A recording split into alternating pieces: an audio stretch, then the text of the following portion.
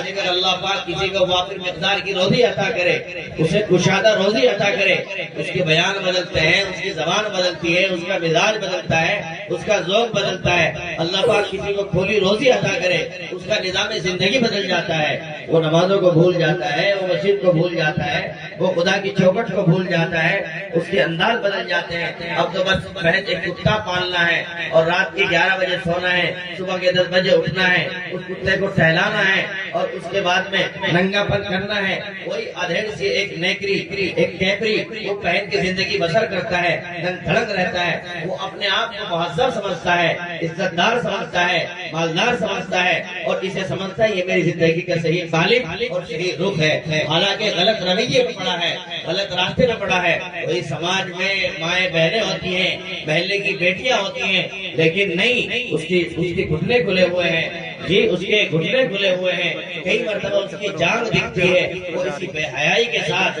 خود بھی نہاتا ہے، اپنی سواری ٹریکٹر ہو یا بھینس بیل ہو اس کو بھی نہلاتا ہے، اور اسی بے حیائی کے ساتھ اپنی زندگی کو گزارنا پسند کرتا ہے۔ اور نوجوان دوستوں کی مت پوچھو، ہر کسے باشد جانتا ہے، محلے میں دیکھتا ہے، اچھی سمجھتا ہے۔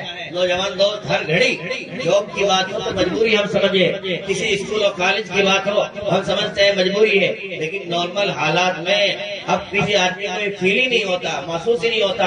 اوپر میں ایک چست ٹائٹ وہ شرٹ بنیان پہنے ہوئے ہے، بنیان ہی ہے، اس سے زیادہ کچھ نہیں ہے، جیسے گرم بنیان ہوتا ہے اسے پہنے ہوئے ہے، اور نیچے ایک لوور۔ یہ لوور کیا ہے؟ یہ مستقل لوفر کا نام ہے لوور۔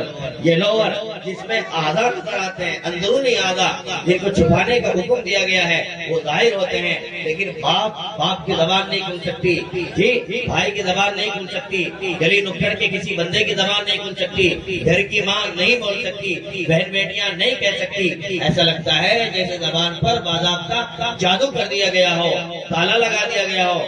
آپ کو کچھ کہنے جیسا نہیں ہے، آپ کو بولنے جیسا نہیں ہے، اس لیے کہ یہ حرام کی طرف جو لپکا ہے اس حرام نے اس کے ذوق کو بدل کر رکھ دیا ہے، خراب کر کے رکھ دیا ہے۔ اب اس کی زندگی میں ماں بہن کا کوئی احترام اور وقار نہیں رہ گیا ہے، حیاداری کچھ نہیں رہ گئی ہے۔ یہ تمام تر چیزیں میری آپ کی گلی محلوں میں پنپتی ہیں۔ میرے بھائیوں، دیہات میں کہا جاتا ہے کہ آدمی جیسا کھائے ان ویسا ہو جائے من، جو آدمی کھائے گا ویسے اثرات پڑیں گے۔